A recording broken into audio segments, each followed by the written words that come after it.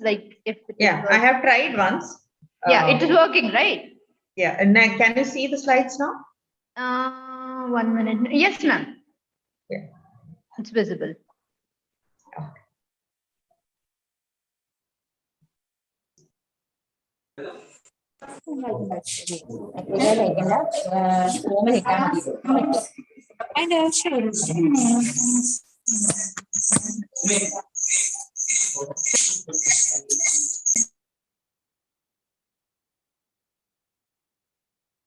So now we'll start.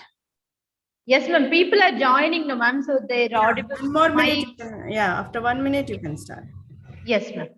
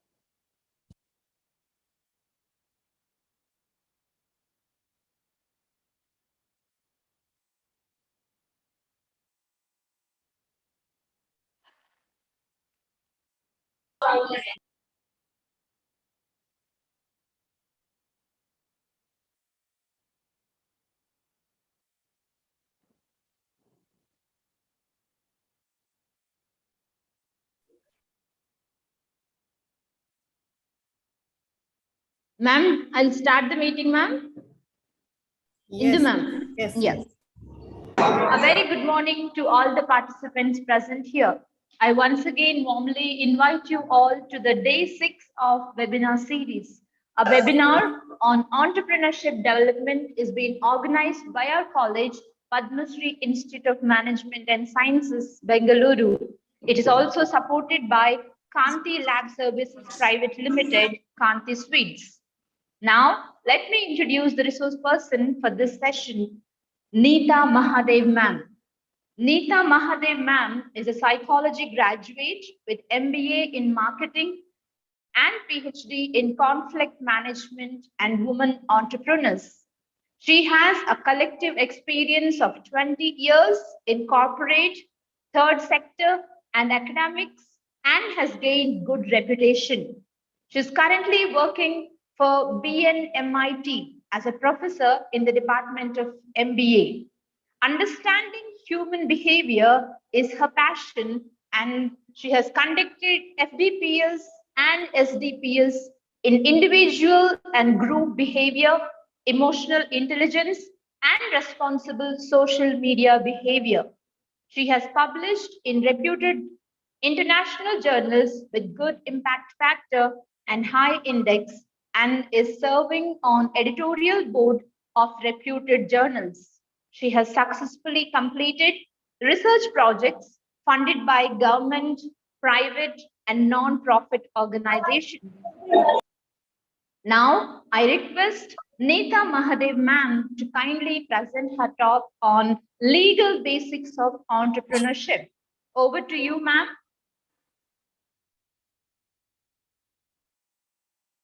You are mute. Unmute yourself. Yeah, thank you. So thank you, ma'am, for your kind introduction. Let me just start the session. So good morning, students. They can speak, no, ma'am. They can unmute and speak. Students. Yes, ma'am. Yes. Ma'am. So good morning, students. Yeah. So glad to be here. Let's begin the session. Before we begin the session, I just want to know which streams you belong to. As ma'am said, few of you from biotechnology, few are from food processing and those kinds of specializations. What are the other streams you belong to? Can you text in the chat box? Students. So you're all PG students, PG in biotechnology, microbiology. Okay, perfect. Harsha says from microbiology. Okay, fine. So it's all basically, life sciences and those kinds of streams. That's what I believe. Correct, no, ma'am? Nutan, ma'am? Or are there any other streams?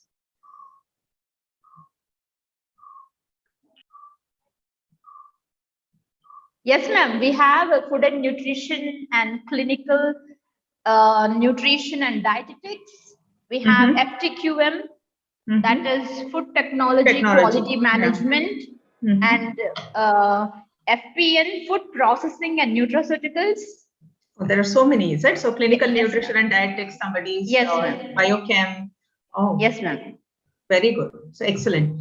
So, okay, students, I expect a very good participation from you people. So either you can text or speak, whichever is comfortable for you.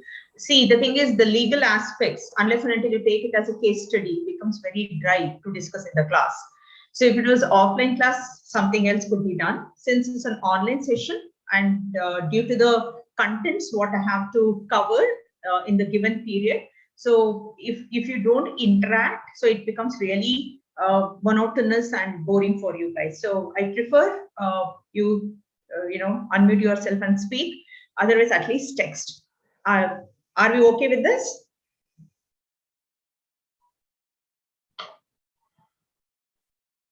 Okay, fine. So to begin with,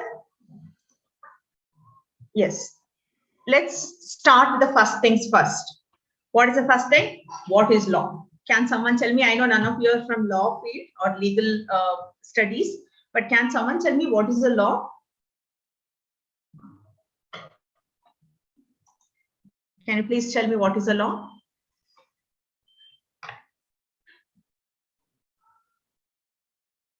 You guys study the legal aspects, right? Set of rules. Perfect. Anything else?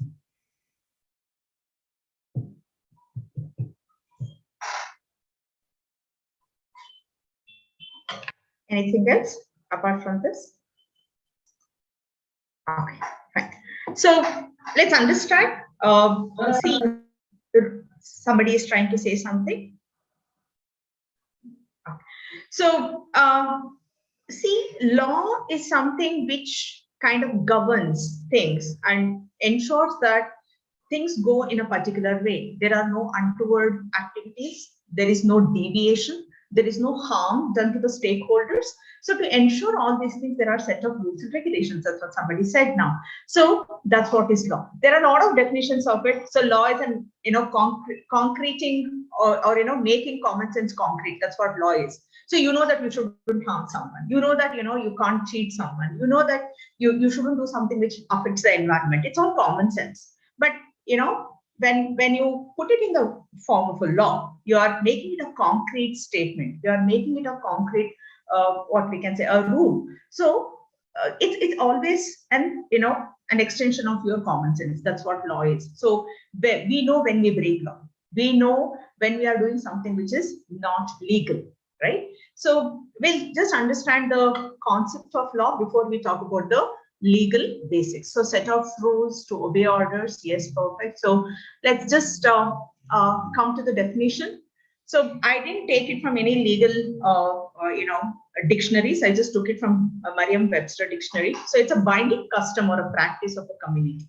Here we are talking about business. Business as a community. They need to follow certain customs. They need to abide by certain, customs, and they have to follow certain practices.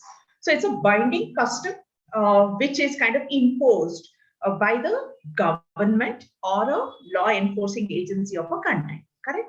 So it's a binding custom or practice of a community, a rule of conduct or action prescribed or formally recognized as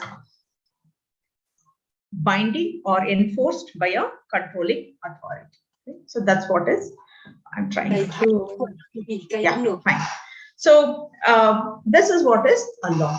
So when you talk about whatever I was saying now, food safety, nutrition, dietetics, then you have microbiology, you have biotechnology, biochemistry. So all these fields, if you have to say that there is something common among all these fields, yes, they're all diverse fields, they're all different fields, they are unique in themselves. If you have to find one commonality, what is that? So that we'll see how law affects that. Why we need law for these things. All the streams, what we discussed, like whatever you people belong to, what is that binding factor or a common factor across all these disciplines? Can someone tell me?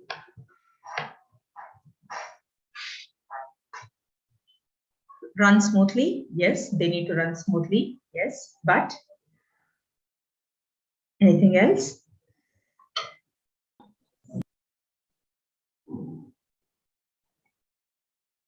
Guys, I expect you people to participate.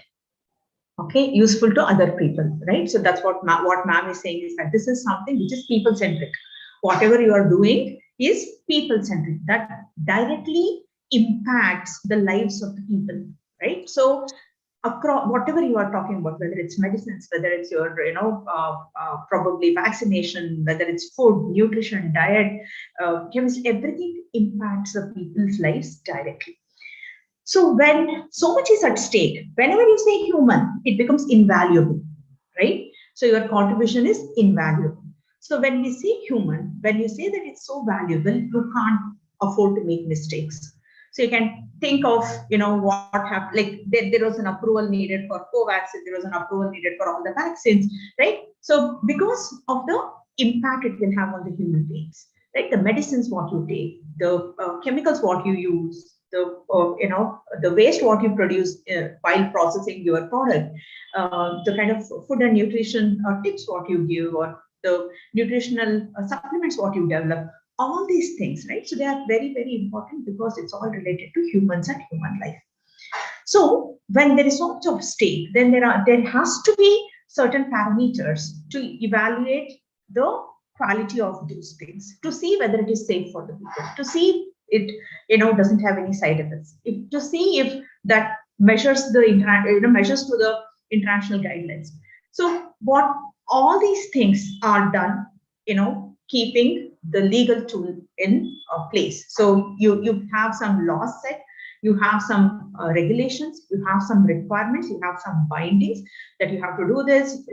Say, for example, if some drug has to be approved, you have to develop a drug, test it on, animals or whatever first. First you do a lab testing, then you do it on animals, then, or, specimen what do you call those?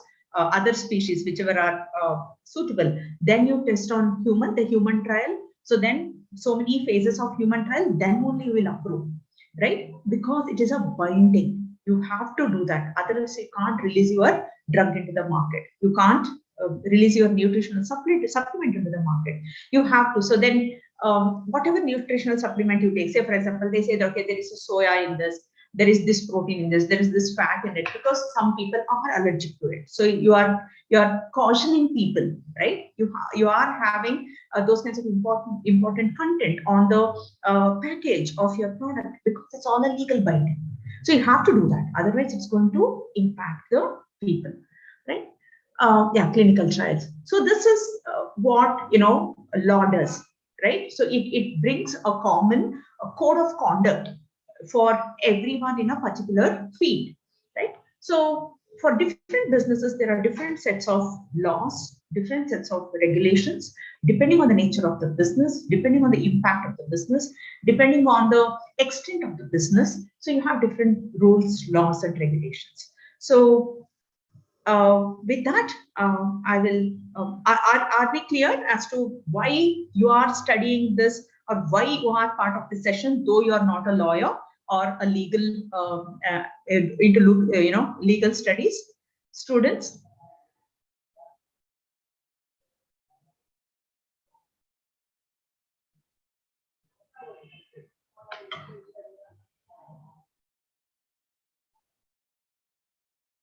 Okay, can anyone confirm, or tell me that you are, like, why you are part of this?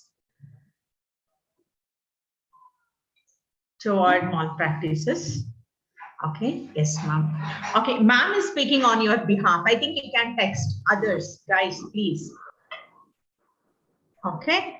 So whatever I'm teaching now or whatever I'm discussing now, your teachers know already. So it's for your benefit. So you need to confirm if you are okay with what I am saying, or if you have understood, or if you are with me with in this whatever I am saying.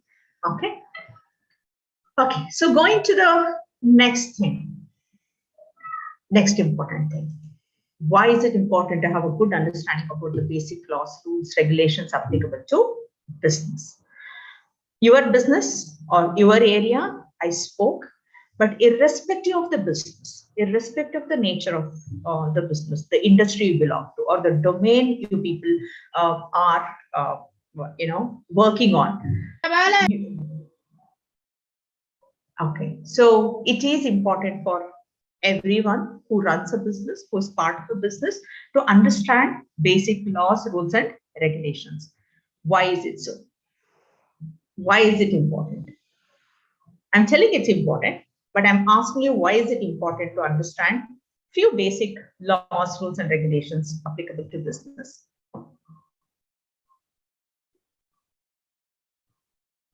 Can I get an answer? Okay. Fine. So then let's see why it is important. Something which, your mom said in the beginning, for smooth running of the business. If you do some mistakes, you will be in jail.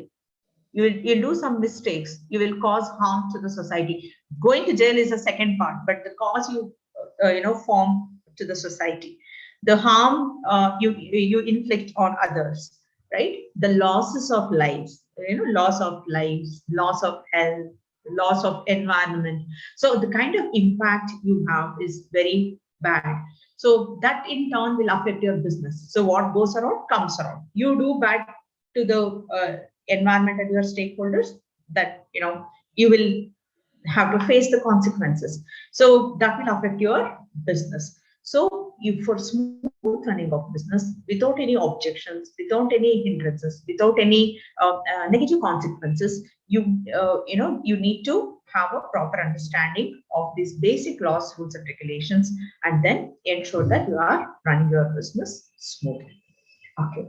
So before going to the next slide, may I ask, I haven't still lost hope. I'm just asking students, how many of you come from a business family? Is there anyone who comes from a business family? Can raise their hands. Yeah, you can raise your hands. They know to use that, no, ma'am, in Zoom to raise hands? Yes, ma'am. Yes, they know. Yeah. Okay, I don't see any hands as of now. So nobody comes from business family? Okay. Fine. So no hands. Okay, how many of you want to start a business? Anybody wants to start a business? Again, no hands. Okay. Okay. So nobody wants to start a business. Nobody is from a business family. But so in that case, probably if you don't want to start a business, you don't want to be an entrepreneur, then you will. One hand is there. One hand. Okay. One hand is there. Who is that?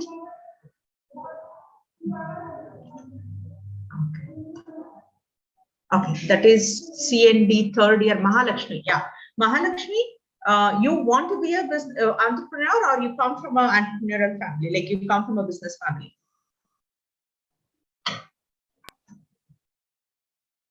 Mahalakshmi, you can unmute yourself. Yes, ma'am. Ma'am, can And you hear me? answer. Yes, Yeah, dear. You Yes, want ma'am. to, I want to be an entrepreneur. what kind of business you want to start? What, like, Yeah. may I know which course you are studying? Clinical nutrition and dietetics, and I'm interested in like food companies or something like that. You want to start a food company or a food processing unit or something like that, is it? Yeah. You want to Yeah. have your own brand of packaged food? Yeah, Okay. something like that. Okay, fine. So perfect. Thank you so much, Mahalakshmi. So let's see. So if you want to do a business, if you want to start a business of your own, then there are certain things you need to know, right? Uh, you have multiple options. Can I know the names of the founders of Bharat Biotech, the company in news apart from Serum Institute of India? So who are the founders of Bharat Biotech?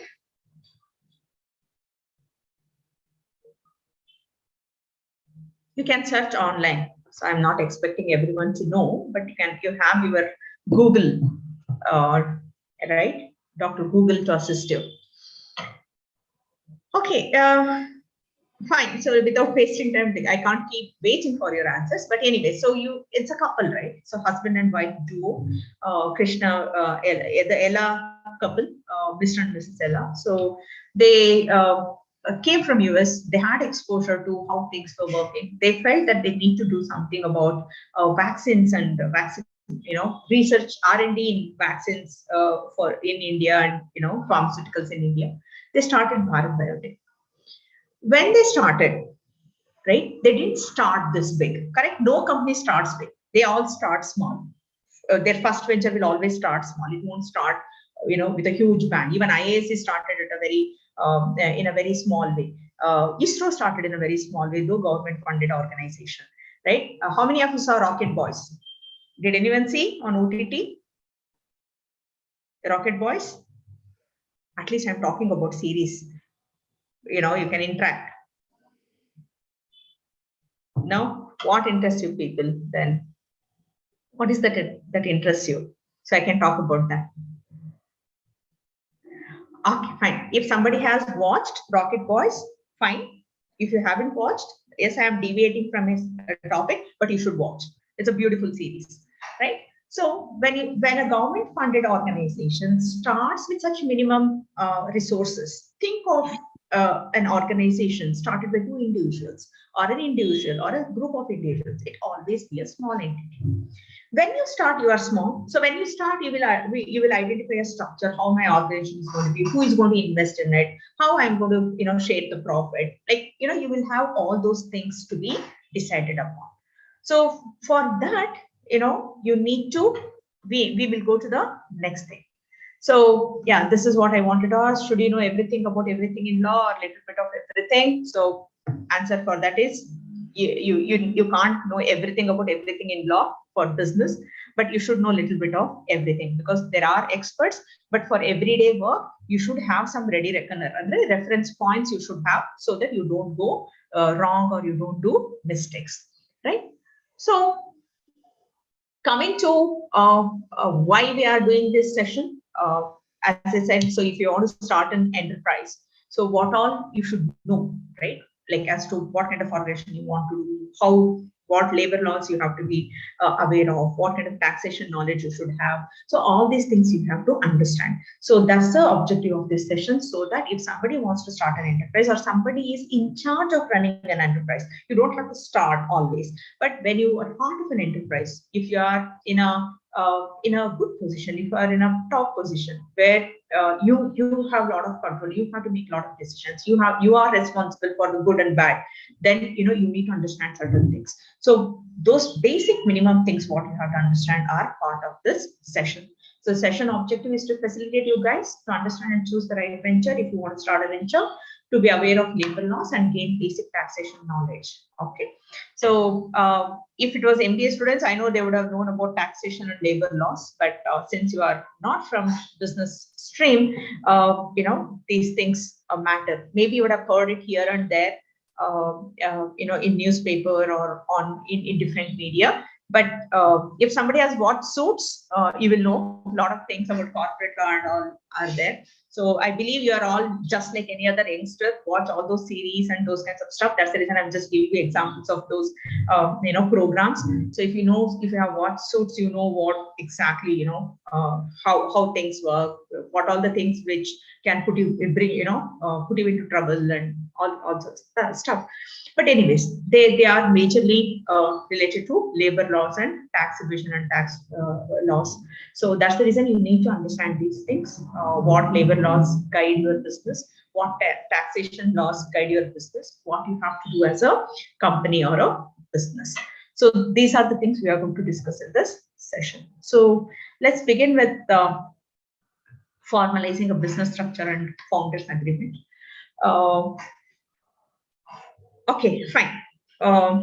It's very difficult for me to talk like this continuously. I want people to interact. If you see a vendor, say for example, you go out, are you people in Bangalore?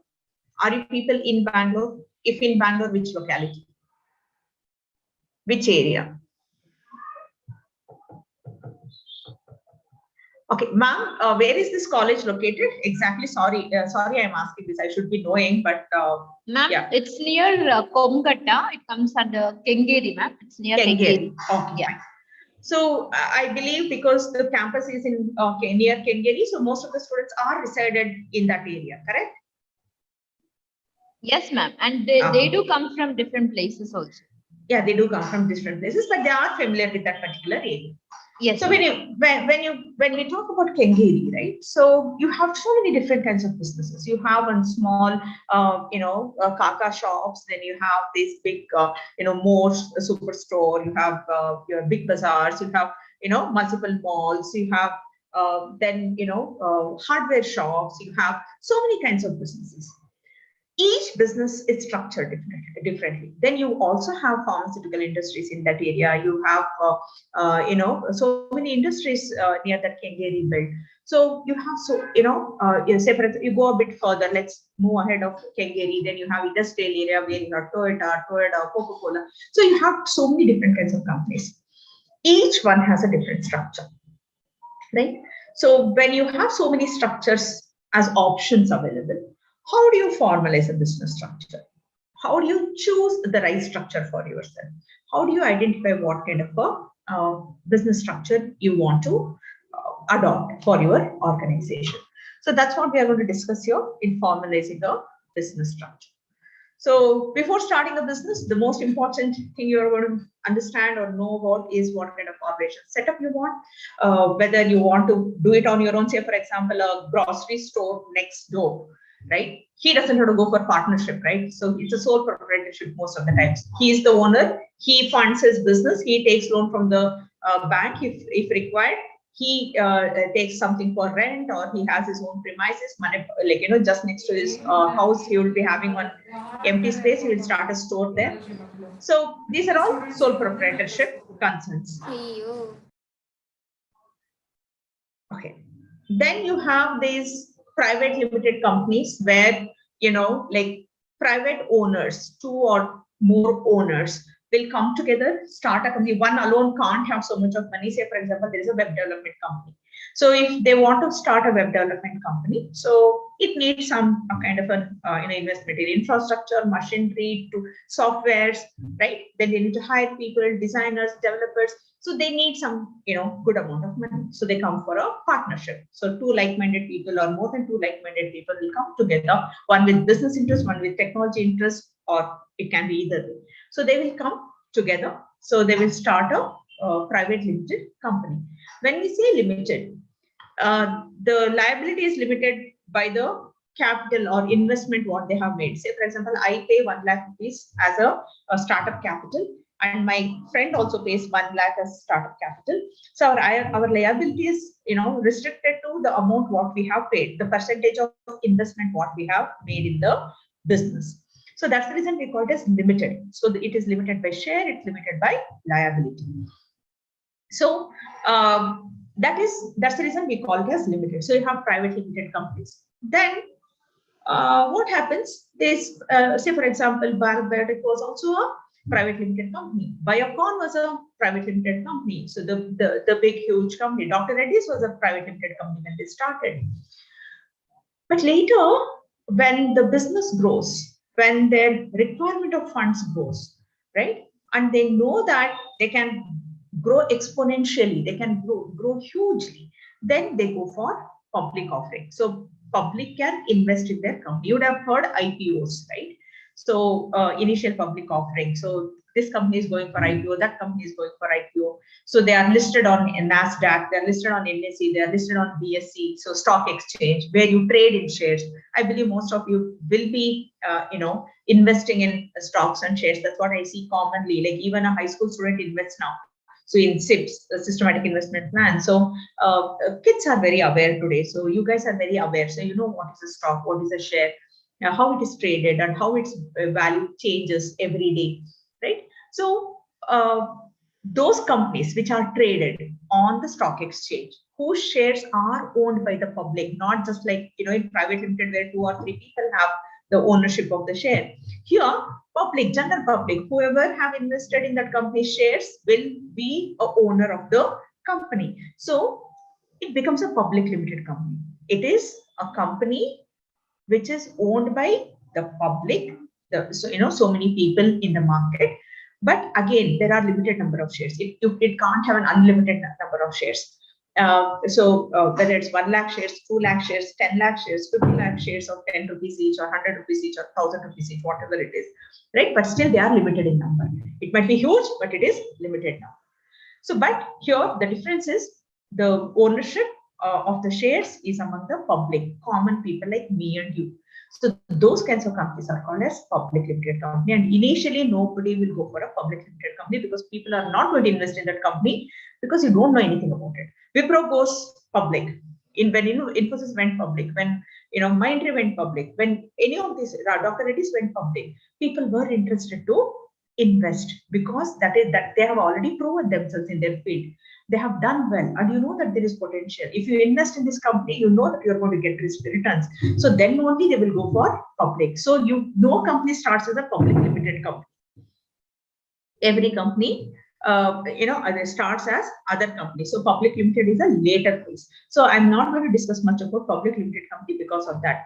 Because when you're going to start a business, you're not going to start a public limited company.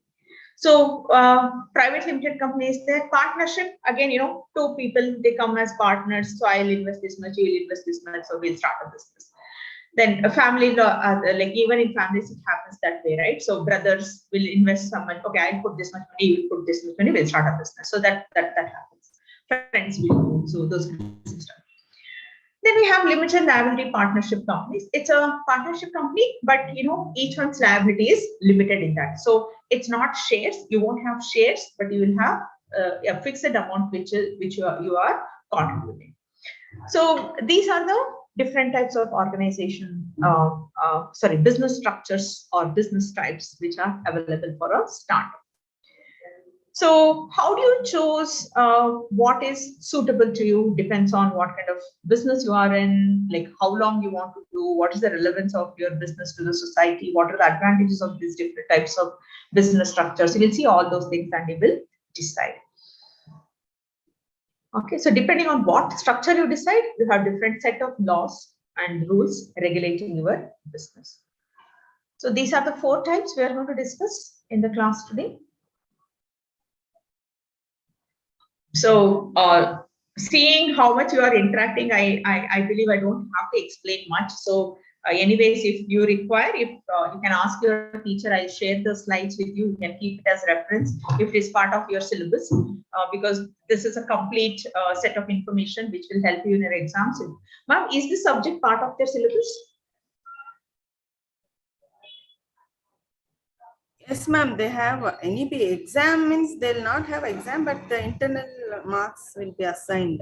Okay. So I'll share my slides. You can just pass it on to them for content. Yes, right? So later. So, but I have put a lot of content, so I'm not going to explain everything here. So the major things is, in proprietorship and in partnership, you don't have to register your organization, right? But in private limited company and limited liability company, you have to register the companies.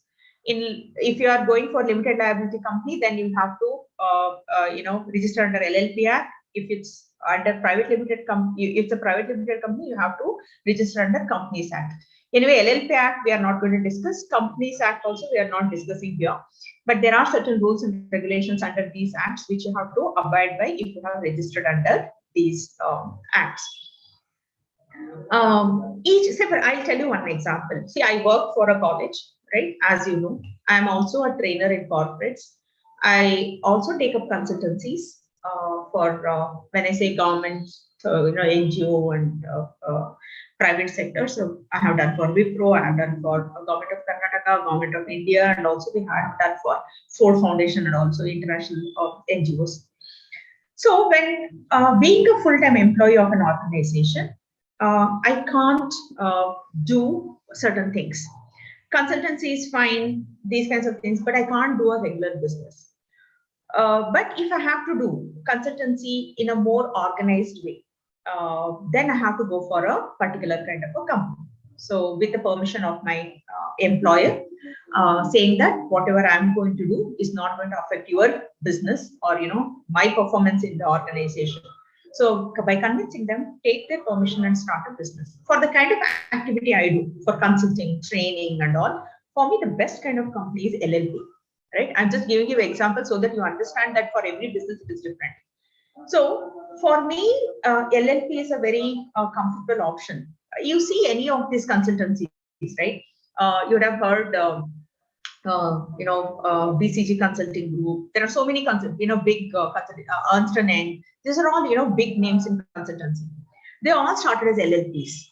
And even today, if most of these government reports are done by Deloitte and like EY and these kinds of companies, when they KPMG, these are the people who makes reports, research-based reports, feasibility studies for the government projects. So when they don't do every job. So they outsource it, and they outsource it to again LLPs.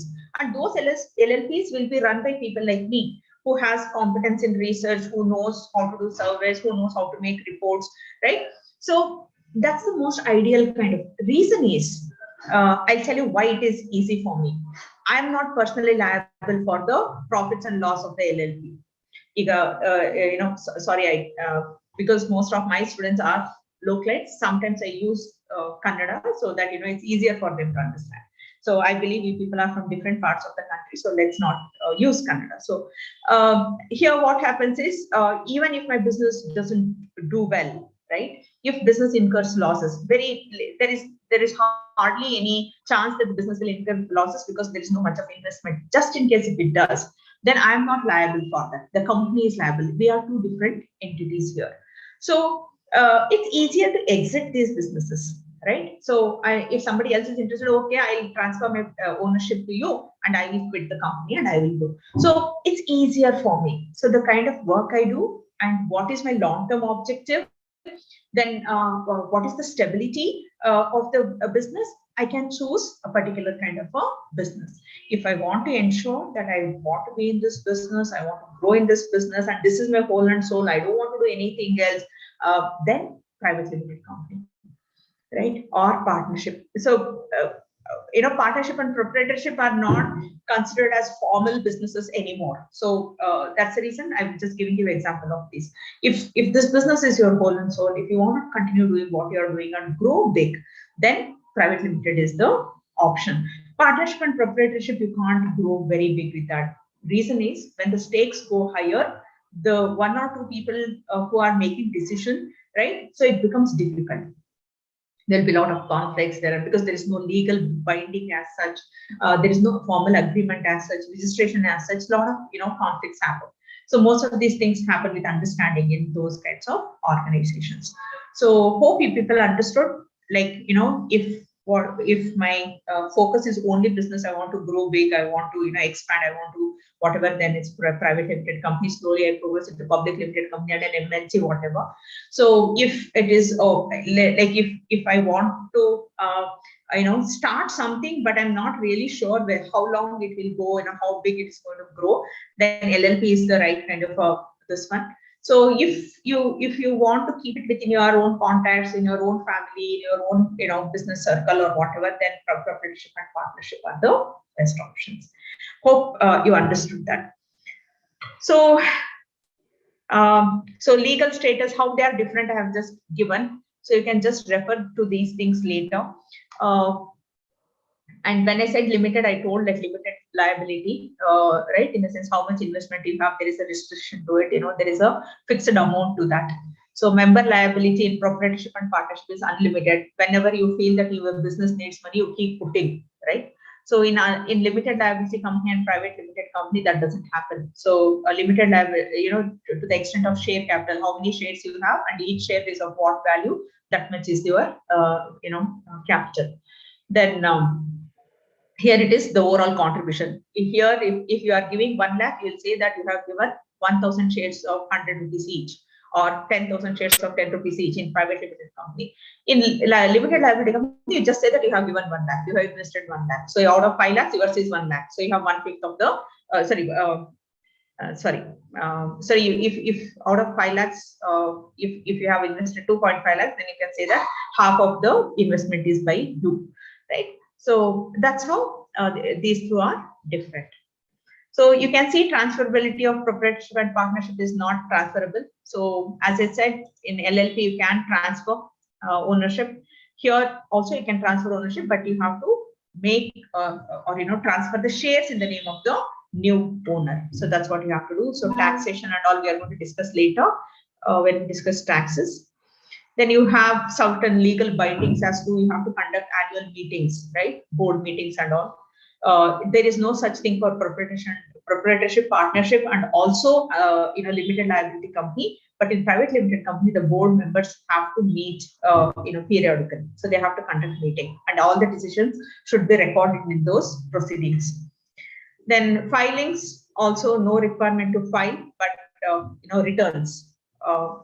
Your annual returns, how much your company has earned. So file the returns and pay the taxes, right? So that is compulsory for LLP and private limited company. Yeah.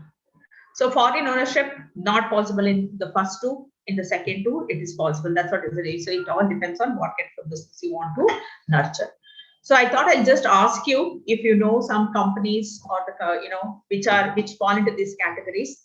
Can I just try? Can you tell if you know any sole proprietorship companies? It need not be known by anyone because sole proprietorship nobody knows. They're all like localized businesses. Do you know any sole proprietorship, a single owner company? Students? Okay. Okay, then fine. So I thought I can just ask you people and see whether you can identify these. So you can think of it later. So proprietorship, partnership, LLP companies. You can search LLP and private limited companies. You will search online. You will find many. So there are so many known businesses. So yeah, this is what I said. So what about public limited company? If you were wondering, so that's the reason I just kept a few things about it. As I said, nobody starts a public limited company to begin with. You will progress to a public limited company later.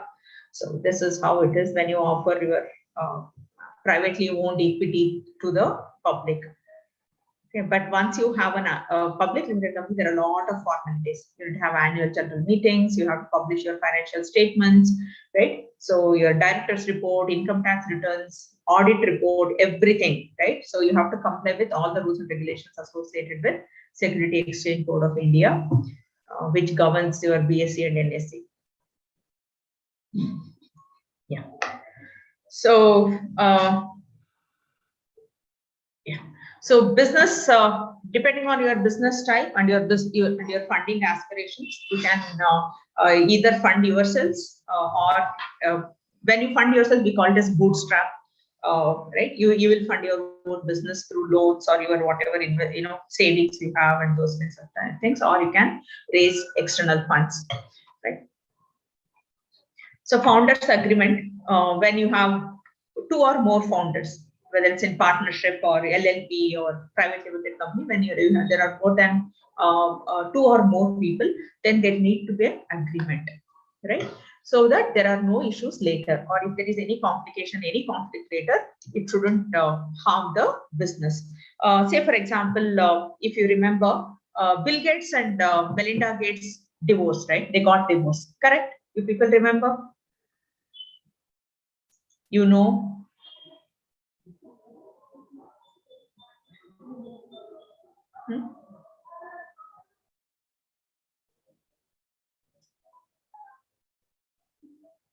Ma'am, they are generally like this, or It's just the topic.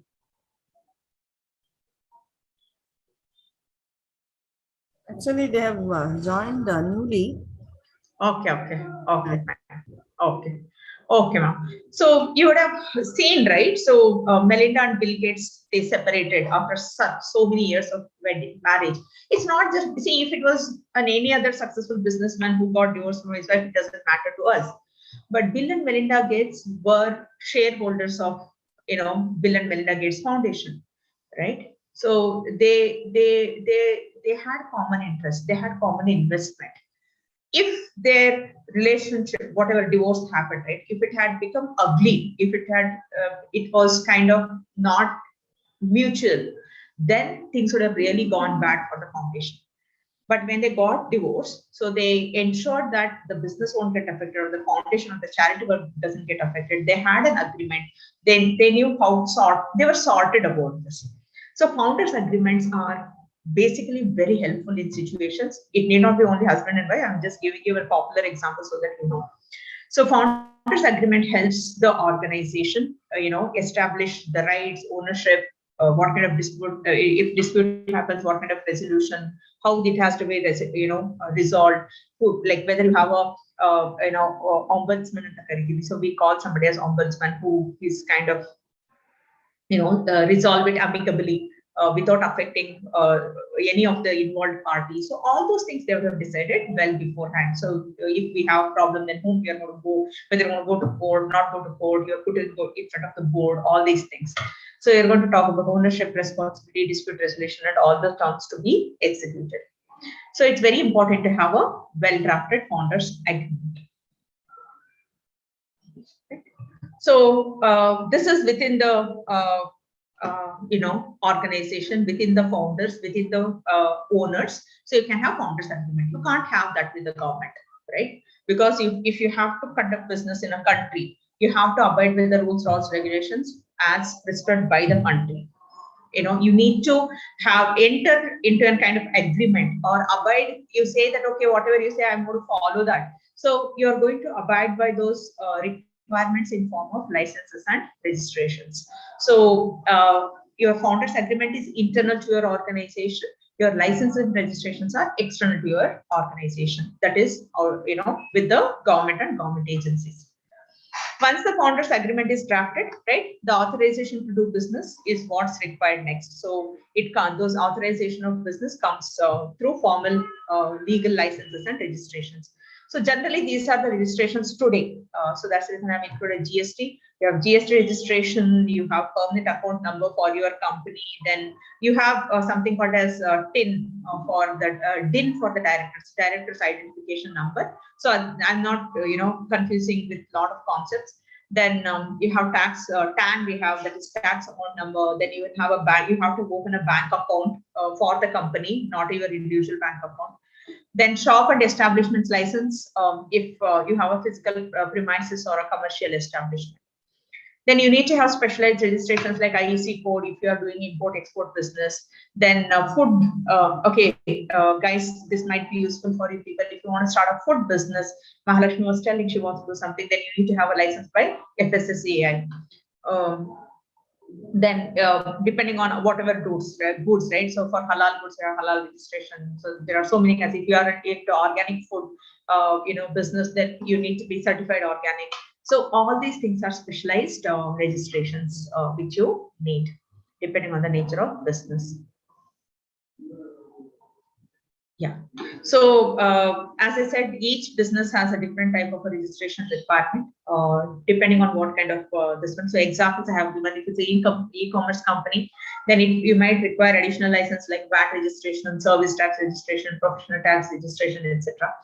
If it's a restaurant or food business, right, you might take license by food safety license, certificate of environmental clearance, that you are not polluting the environment around, right? You have all the safety practices, you are maintaining hygiene, you are segregating your waste, all those things come in here. Then Prevention of Food Adulteration Act, you are not adding, colors which are harmful, whatever grades of food color, whatever grades of food ingredient, this much amount of gluten. There are so many requirements. So all those things are taken care. Then health trade license, etc., along with the above mentioned licenses you need to have. So depending on what kind of business, you have different set of licenses that you have to take. So once you are taken license, when you start business, so there are a lot of laws you have to abide by throughout the existence of your business. So these are the 6 types of laws, acts, which we are going to discuss. Factories Act, Employees Provident Fund Act, Employee State Insurance Act, Minimum Wages Act, Indian Partnership Act, and Pollution Control Act. So Indian Partnership Act, is limited to the partnership forms. Factories Act. So I'm just going to give a gist of it. Factories Act was most of these acts were formed or were implemented or brought into force in 1948, immediately after our independence. So we should appreciate those people for having that kind of a vision and doing it, right? So many kinds of acts were brought into force those days. So this is basically to ensure the safety and security of, and then the welfare of the employees of an organization, to secure safety of the persons, to secure health of the persons, to protect them from hazardous equipment. So say for example, if you are working in a steel unit, right? So steel manufacturing unit or an iron processing unit. So there will be so much of heat, then you need to have the right kind of gear, you need to have the right kind of helmet, you have to maintain some safety distance, a safe distance. So all those things. So when you're using hazardous equipment, so then say for example, you're using lathe machines. So all these things, right? Then to ensure sound working environment where you have good light and ventilation and good environment and hygiene and cleanliness. Then to wear, and also to ensure welfare of the persons with all those labor laws related thing, and to protect the environment by not emitting pollutants or hazardous air particles and hazardous what we can say waste into the river bodies and those kinds of stuff. So it covers all aspects related to the workers employed in factories. It secures safety, health, welfare. It regulates working hours, how many hours a person can work. Otherwise, it's an overtime and those kinds of stuff. Then it ensures annual leaves with wages, how many leaves, sick leave, maternity leave, casual leave, restricted leave, so many kinds of leaves. Then even it provides additional protection from hazardous processes. It gives additional protection to women workers, and also prohibits employment of children. These are the provisions, right? Washing facility for separate washing facility for male and female workers. You will have place for storing and drying clothes, right? Then if workers can't work throughout the day, right? In between, if they want to go rest, then there should be a place where they can go and take some time off and relax, sleep, stretch, whatever. Then first aid boxes everywhere. So one for every 150 workers. You need to have an ambulance facility if there are more than 500 employees. Canteen, you need to provide if there are more than 250 employees. Shelters, restrooms, lunchroom, all those things. And creche, where you can leave your child when you come for work. And still you can go and attend to your child if the child needs you. Then you need to have a welfare officer if you have more than 500 workers or employees. So yeah, they also talk about cleanliness, how to dispose waste and effluents. You understand effluents better. Then ventilation and temperature, dust and fumes, artificial humidification, overcrowding, lighting and drinking water, latrines and urinals. All these things are to be provided. So that is something which govern all the factories, Factories Act. Then comes EPF, that Employees Provident Fund. It doesn't matter what kind of business you are in, whether it's your service, education, healthcare, irrespective of the kind of company you are, you have to follow the Provident Fund norms. So your salary basically, whenever you start working or whenever you start paying people salaries, consists of 2 things. One is earnings and deductions. So you would have heard your parents complain. So like we get this much of salary, but in hand I get only this much. So in hand, what you get is after the deductions. So one of the deductions is Provident Fund. What happens? Why it is meant? It's like Social Security. If somebody is aware of what happens in US, United States of America, then it's like Social security benefits are huge there. Yes, our social security is not that well formed now, but what happens is even if you lose a job, right, for 6 months you are paid from the government, you are insured. Even if you don't have a shelter, you are insured a shelter. If you don't have a job, you are insured a job, right, or you are insured an income. So there are a lot of things, right, which social security benefits will give. So you each person will have a social security number.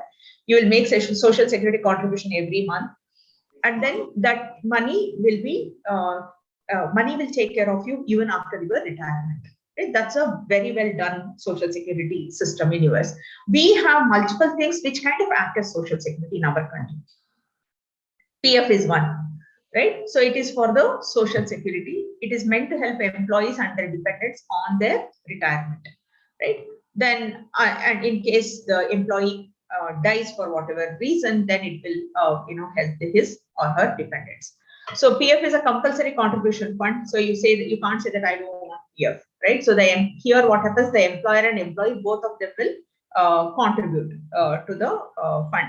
So usually equal amount they will be paying. So every industry which has more than 20 persons will have to have PF facility. And there are some industries though where, even without 20 employees also, the government says that you need to have a PF, they should have a PF.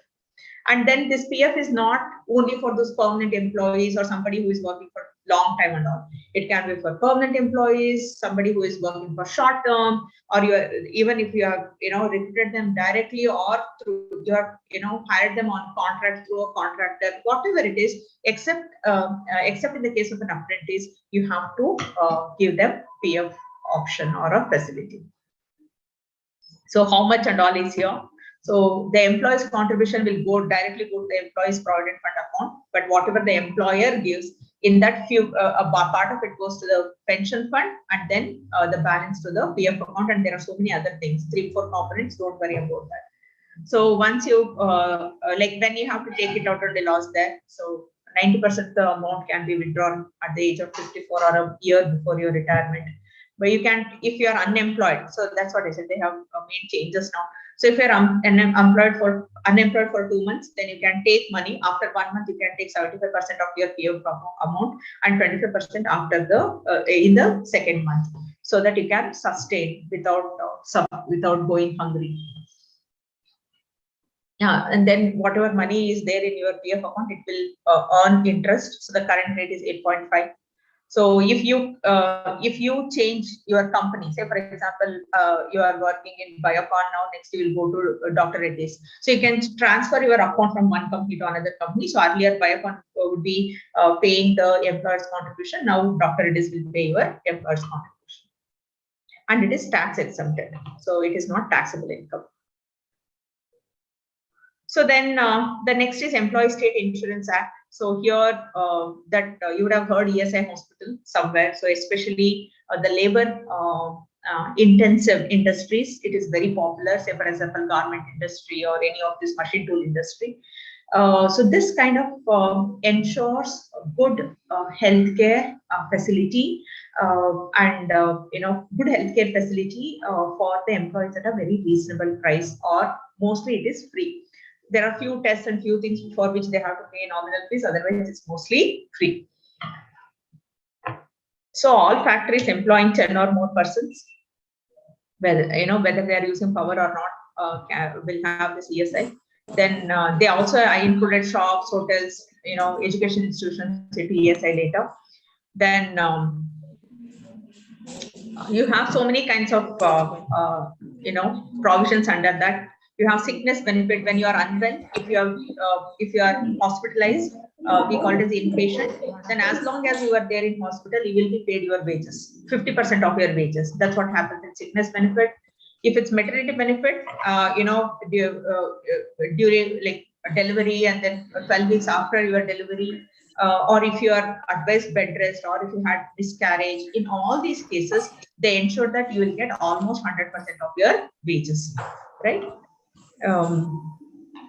Disablement also same thing. If it's a temporary disablement, you will be given 50% of your wages. If it lasts, right? If you become disabled due to some accident on your work and all, so 100% wages should be given to you.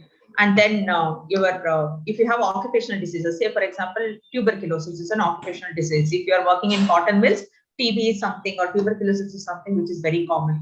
So for those kinds of, you'll get 70% of your wages.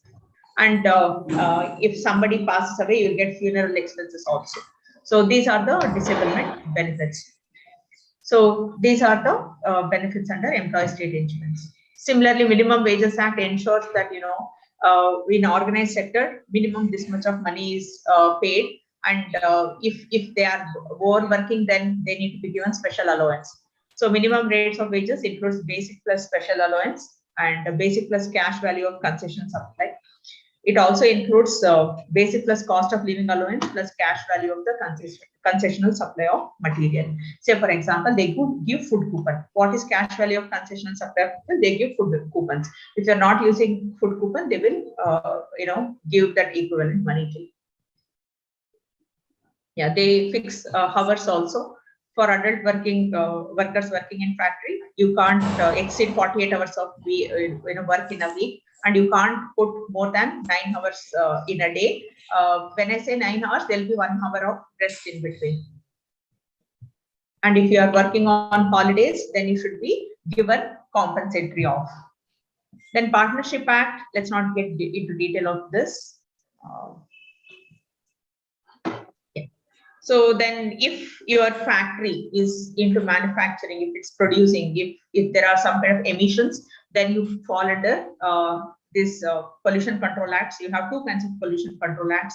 One is Air Prevention and Control of Pollution Act, then Water Prevention and Control of Pollution Act. So it's just that, there are so many companies.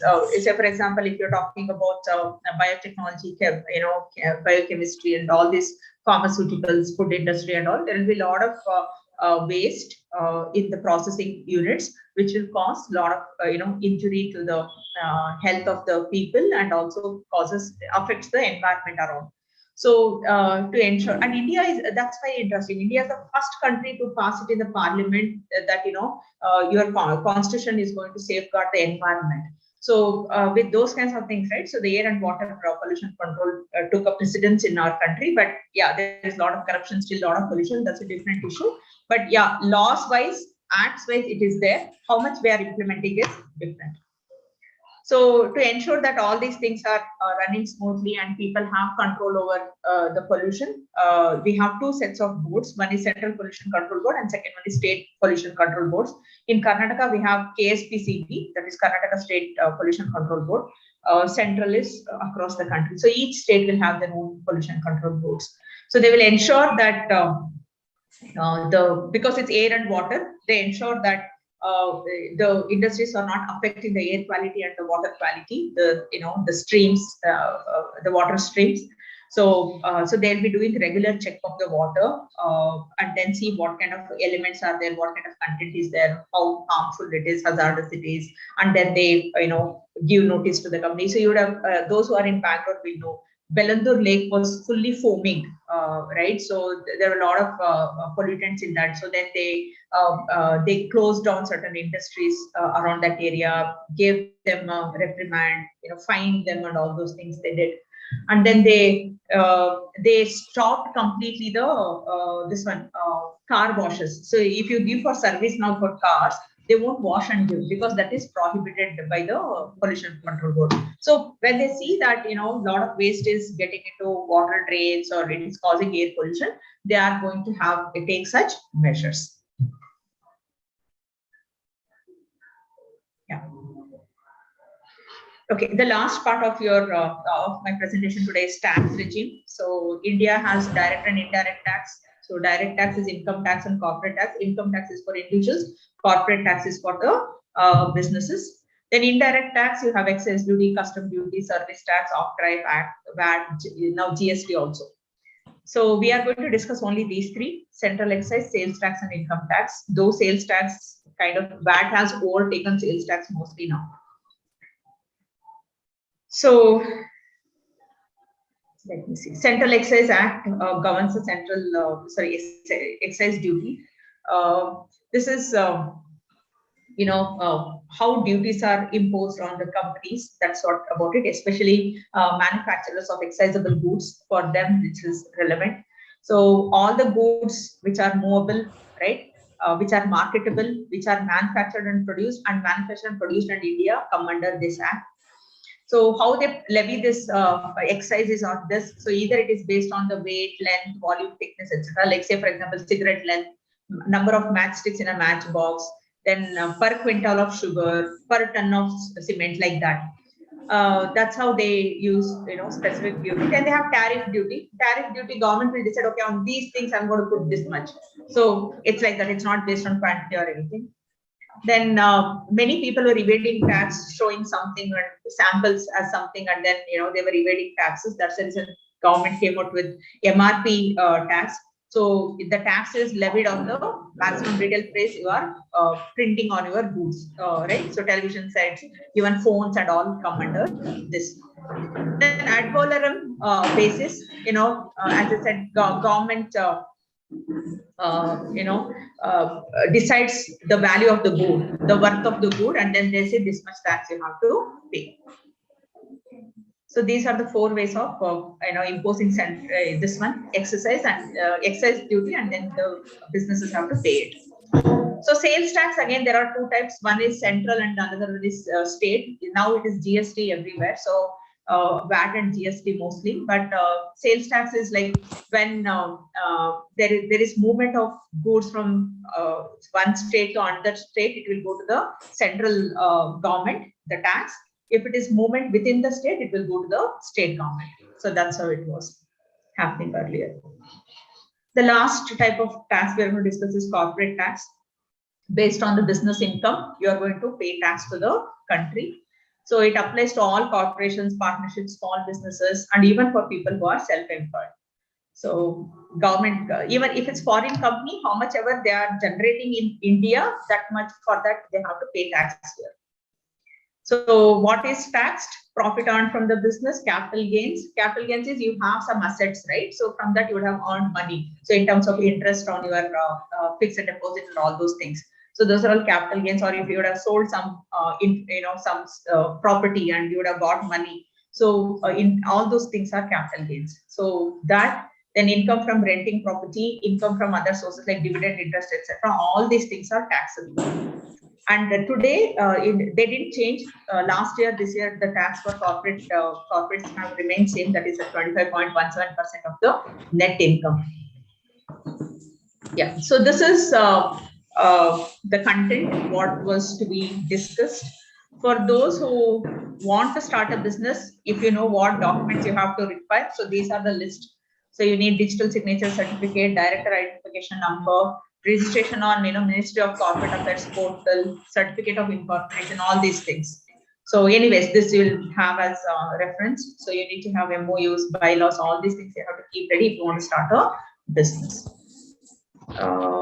So conclusion, you have seen what happens to businessmen who don't comply to the legal requirement. You have so many people, right? You have Nirav Modi, you have Vijay Mallya, so those who are absconding, and then you have Sahara, what is his name?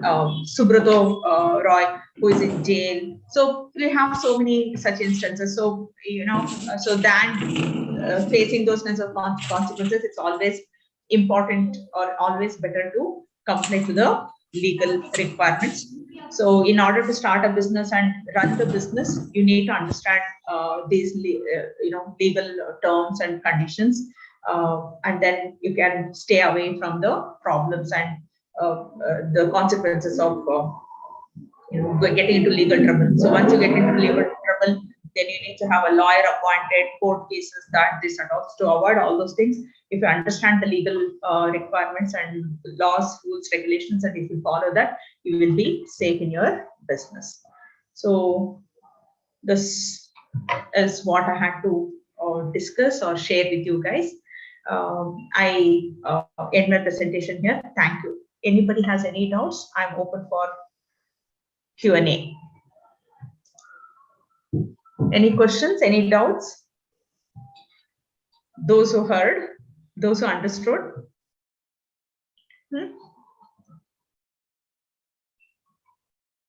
Ma'am, any doubts, any questions to be addressed?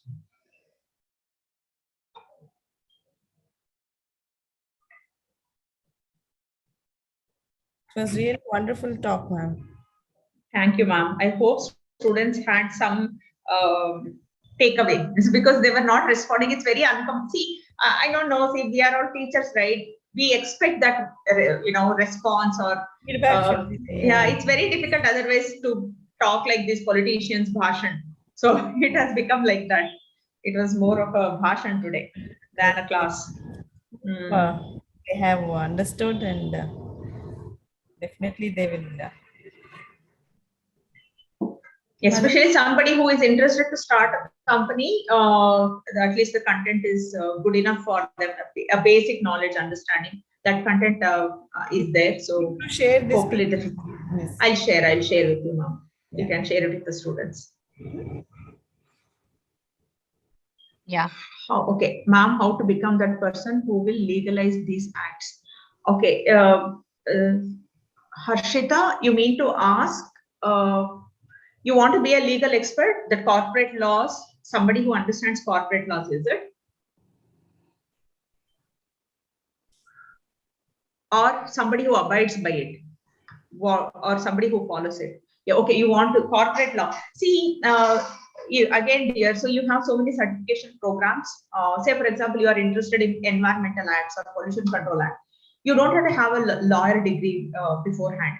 So National Law School of India and then so many law schools and universities offer you those certification programs. So if you are interested in particular law, particular set of rules and regulations and legal things, then you can do a certification and you can be an advisor. Say, for example, if you are into food and safety or biotechnology or these kinds of things, whatever laws and rules regulate your industry, you can do certifications, and based on your master's degree, you can get job in those organizations. Say, for example, Biocon, Dr. Reddy's, whatever it is, biotech, or even there are big food industries, right? So your Kisan or whatever. So you can join those organizations as an advisor, legal advisor for those businesses. So corporate law has multiple fields in that. So you can become an industry specific expert in those legal aspects and then be an advisor. That you can do. Thank you for asking, Harshita. Any other questions? Thanks for asking, ma'am.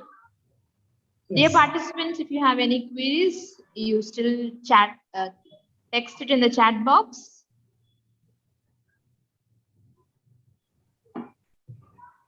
Thank you so much, ma'am, for delivering an effective talk by explaining the legal basics of entrepreneurship. Yes, ma'am, it was very informative. On behalf of our college, I thank you, ma'am, for accepting our invitation and delivering the talk. I also thank all. Yes, ma'am. I also thank all the participants who participated in this webinar. Yeah, let me remind you about tomorrow's session. Tomorrow is Sunday, so sorry. On Monday, we have a session at 11 o'clock in the morning. The talk will be delivered by our dear principal, ma'am, Anuradha ma'am. The topic will be principles and practices of writing project proposals and reports. So please do join to that meeting and get benefited. Thank you, ma'am. Thank you, students. Have a wonderful day. Take care. Have a good weekend. Enjoy your weekend. Thank you, ma'am. I'll quit the meeting now. Yes, leave. You can leave. Yeah. Yes, thank you so much. Yeah. Thank you so much, ma'am. Students, please give your feedback. Yeah, feedback link is provided in the chat box. So give us your feedback. Now the guest is not there. Please feel comfortable and please interact. Our main intention is to make you interact with the speaker and make use of their knowledge. Please do interact with them. It may be your answers may be wrong, but even then you have to interact. Hopefully you have given your feedback. I'll be ending this session, Nutana, Dr. Nutana. Yes, ma'am. Yes, ma'am. Have a great weekend.